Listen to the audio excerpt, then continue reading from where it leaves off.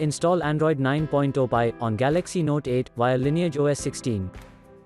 Please check the description for important notes and all the download links. First download ROM and GApps packages, then transfer the downloaded files to the phone storage, link is in the description below. Step 2. Boot your device into TWRP recovery. Once in TWRP, click on Wipe, Advanced Wipe, and select the check boxes, as shown in the image, excluding internal storage. Step 4. Swipe the button to wipe the device.